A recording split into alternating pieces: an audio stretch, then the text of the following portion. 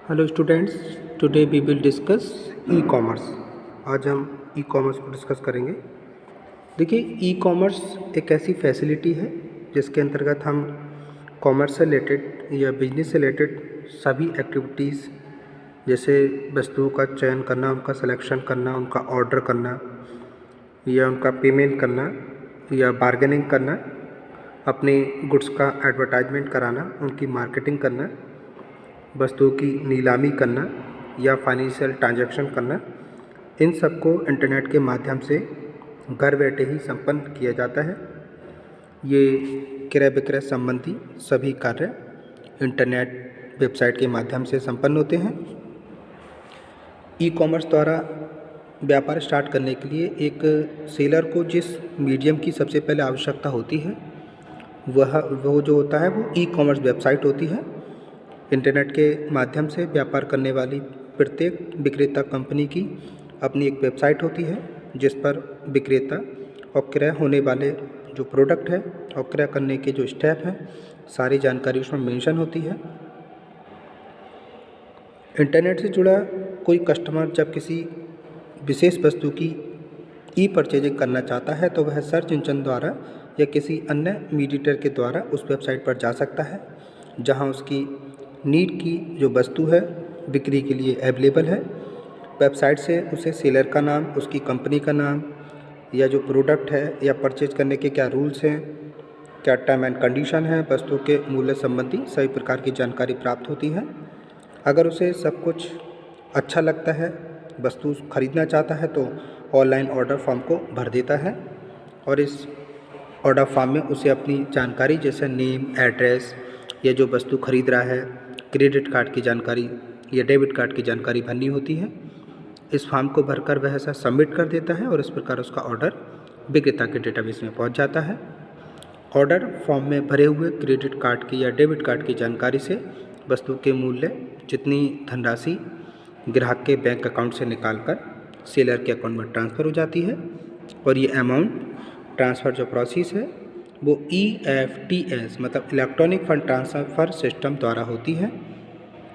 वस्तु का मूल्य प्राप्त होने पर सेलर ऑर्डर किए गए सामान को ग्राहक ने जो एड्रेस बताया है उस पते पर उस टाइम पीरियड में पहुंचा देता है। अब ग्राहक जो वस्तु उसको प्राप्त हुई है उसकी जांच परख करता है। अगर उसे वस्तु से सेटिस्फेक्शन नहीं होता तो उसको वापस कर देता है, अगर सेटिस्फेक्शन होता है तो उसको रख लेता है और अगर वो संतुष्ट नहीं है तो ऐसी कंडीशन में सेलर उसके अमाउंट उसके अकाउंट में फिर से ट्रांसफ़र कर देता है। ई कॉमर्स के द्वारा बेची जाने वाली वस्तुओं के पसंद न आने की कंडीशन में एक टाइम दिया जाता है, जैसे 15 दिन के अंदर लौटाने पर अमाउंट वापस कर दिए जाने का प्रोविज़न होता है, कहीं कहीं 7 दिन का होता है, कहीं कहीं पूरे 1 महीने का होता है। तो इस प्रकार ई कॉमर्स के यूज़ में हम सेल्स परचेज़ की प्रोसेस संपन्न करते हैं। ई कॉमर्स वेबसाइट का सृजन और समय समय पर इसका संशोधन भी किया जाता है। वेबसाइट का वेब सर्वर पर प्रत्यर्पण किया जाता है। ग्राहक को वेब पेज देखने संबंधी सूचना की जानकारी मिलती है। ग्राहक द्वारा जो भी उसकी नीड के अकॉर्डिंग इन्फॉर्मेशन है वो विक्रेता को और क्रेता को दोनों को प्राप्त होती है। ग्राहक के आदेश के अनुसार वस्तु के वितरण मतलब जो पेमेंट की व्यवस्था की जाती है। इसी आधार पर ई कॉमर्स वेबसाइट में कुछ कैरेक्टरिस्टिक्स होती हैं। वेबसाइट यूजर फ्रेंडली होनी चाहिए जिससे उसे सरलता से देखा जा सके, समझा जा सके। वेबसाइट पर उपलब्ध वस्तुओं को भली प्रकार से क्लासिफाइड करना चाहिए। वस्तुओं की जानकारी इस प्रकार से शो होनी चाहिए कि उपभोक्ता मेन पेज पर ही सारी वस्तुओं की जानकारी एक्सेस कर सके। वेबसाइट पर जानकारियों को इंटरेस्टिंग और अट्रैक्टिव प्रेजेंटेशन में रखना चाहिए। वेबसाइट कंपनी की जानकारी इस प्रकार दी जानी चाहिए कि उपभोक्ता उसे सरलतापूर्वक समझ सके, उस पर बिलीव कर सके। उपभोक्ता की जो सीक्रेट इन्फॉर्मेशन है जैसे डेबिट कार्ड या क्रेडिट कार्ड की है वो पूरी तरह सेफ होनी चाहिए। उपभोक्ता की समस्या समाधान या इंक्वायरी या किसी भी टाइप के डाउट को दूर करने के लिए उचित उपभोक्ता सेवा सुविधा होनी चाहिए जहां उपभोक्ता ईमेल पर जानकारी प्राप्त कर सके और साइट से भी किसी प्रकार की हेल्प ले सके। अब हम बात करते हैं ई कॉमर्स उपभोक्ता के लिए क्या क्या ध्यान रखने वाली बातें हैं। देखिए, ई कॉमर्स वेबसाइट से ऑनलाइन परचेजिंग करते समय कुछ बातों का ध्यान रखना चाहिए। इंटरनेट पर कोई भी व्यक्ति अपनी वेबसाइट बना लेता है, फर्जी वेबसाइट भी बन जाती हैं। इसलिए वेबसाइट से परचेजिंग करने से पहले ये देख लेना चाहिए कि जो वेबसाइट है वो सही है या गलत तो नहीं है, क्योंकि ई परचेजिंग में पेमेंट के लिए हमें क्रेडिट कार्ड या डेबिट कार्ड की जानकारी दे सकते हैं, तो मे बी पॉसिबल ऐसा हो सकता है कि हमारे बैंक अकाउंट की जानकारी का मिसयूज़ हो जाए, कोई उसमें से पैसे डिडक्ट कर ले।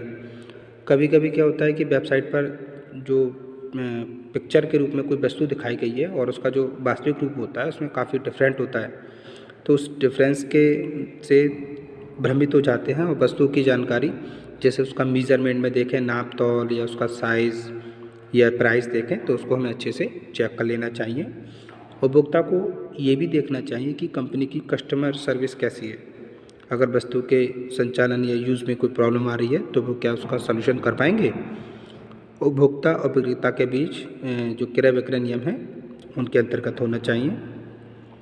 कुछ ऐसी बातें भी होती हैं जो ई कॉमर्स के अंतर्गत व्यापार करने के लिए व्यवसायी और विक्रेता को भी ध्यान में रखनी चाहिए। विक्रेता द्वारा अपनी साइट पर उपलब्ध की गई सभी जानकारी पूरी तरीके से सर्टिफाई होनी चाहिए, सही होनी चाहिए, पूरी होनी चाहिए, क्योंकि गलत जानकारी से उपभोक्ता का वो विश्वास खो देगा। कुछ सेलर ऐसे भी होते हैं जो पहले ऑर्डर किया गया सामान ग्राहक के पास पहुंचाते हैं, फिर जो अमाउंट है ट्रांसफ़र करते हैं। और विक्रेताओं को भी ये जांच लेना चाहिए कि ग्राहक द्वारा जो भी इंफॉर्मेशन प्रोवाइड की जा रही है वो सही है या नहीं है, कहीं वह धोखा तो नहीं कर रहा है। विक्रेता को जो भी प्रोडक्ट है, जो भी सामान है, उसकी डिलीवरी सही टाइम पर करनी चाहिए। अधिक डिलीवरी समय लेने पर उसमें लागत लगने पर उपभोक्ता विक्रेता से दूर हो जाते हैं और नया विक्रेता ढूंढ लेते हैं। विक्रेता को हाई क्वालिटी की जो कंज्यूमर सेवा है वो प्रोवाइड करानी चाहिए। ई कॉमर्स ने पूरे विश्व के व्यापार पर अपना इफेक्ट बना लिया है। ग्राहक घर बैठे बैठे ऑनलाइन परचेजिंग कर सकते हैं और विक्रेता अपने व्यापार को एक अनलिमिटेड दायरे से और ज़्यादा बढ़ा सकते हैं। ई कॉमर्स ने व्यापार की नवीनतम संभावनाओं के द्वार खोल दिए हैं। इसने विश्व के सभी व्यापारियों, कंपनियों, उपभोक्ताओं को आपस में जोड़ दिया है, जिससे सभी एक दूसरे की सहायता कर सकें और एक दूसरे के साथ व्यापार कर सकते हैं।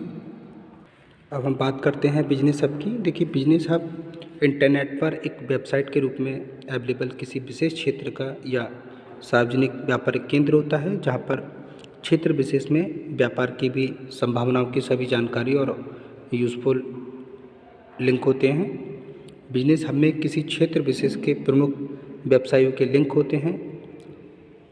व्यापार संबंधी सहायता, व्यापार संबंधी समाचार, सूचनाएं, व्यापार संबंधी ट्रेनिंग सभी के लिंक होते हैं। बिजनेस हब के द्वारा एक बिजनेसमैन कंपनी अपने उपभोक्ता ढूंढ सकती है, दूसरे स्थानों पर अपने व्यापारिक हिस्सेदार खोज सकती है और कोई उपभोक्ता एक वस्तु खोज सकता है। इस प्रकार बिजनेस हब व्यापार की संभावनाओं को हर प्रकार से बढ़ावा देता है।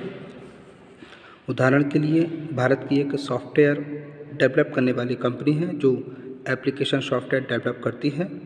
इसके प्रोडक्ट का बाज़ार काफ़ी सीमित है। वह इंटरनेशनल लेवल पर अपने सॉफ्टवेयर सेल करना चाहती है, तो वो आईटी सेक्टर के किसी बिजनेस हब वेबसाइट पर जाती है। वहाँ पर उसे एक ऐसी यूरोपियन कंपनी का लिंक मिलता है जो सॉफ्टवेयर की पूरी यूरोप में मार्केटिंग करती है, क्योंकि उसे भी ऐसी सॉफ्टवेयर मैन्युफैक्चर करने वाली कंपनी की खोज है जो उसे सॉफ्टवेयर्स की मार्केटिंग कराए। भारत में स्थित कंपनी बिजनेस हब के जरिए यूरोपियन कंपनी से कांटेक्ट करती है और वह उसके सॉफ्टवेयर को यूरोप में मार्केटिंग कराती है। तो इस टाइप से दोनों कंपनियों के व्यापार में ग्रोथ होती है। अब एक उपभोक्ता है जो एक विशेष सॉफ्टवेयर खरीदना चाहता है, वह भी उसी बिजनेस हब पर जाता है और सॉफ्टवेयर को सर्च करता है।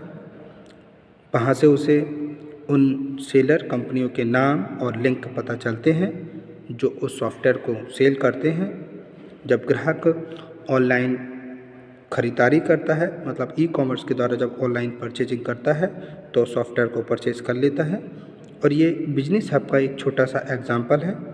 बिजनेस हब इंटरनेट पर अवेलेबल एक पब्लिकली प्लेटफॉर्म है जहाँ किसी क्षेत्र विशेष की निर्माण कंपनी, मार्केटिंग कंपनी, व्यवसायी, विक्रेता, उपभोक्ता और उससे जुड़े हुए अदर जो लोग हैं वो एक दूसरे की जानकारी प्राप्त कर सकते हैं, एक दूसरे से कांटेक्ट कर सकते हैं, एक दूसरे से व्यापार कर सकते हैं, क्रय विक्रय कर सकते हैं और इन सब से अपने व्यापार में बढ़ोतरी करते हैं और अपनी आवश्यकताओं को पूर्ण करते हैं।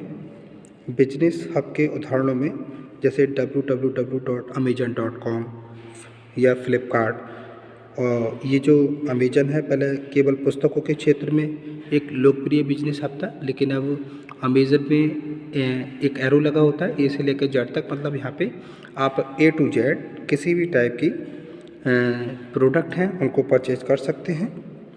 इसमें पहले क्या होता था, केवल हर क्षेत्र की या जो हर सब्जेक्ट की हैं पुस्तकें बेचने के लिए, पुस्तकें खरीदने के लिए मतलब इसमें अवेलेबल रहती थी, लेकिन अब ये ए टू जेड हर टाइप की वस्तुओं को बेचता है।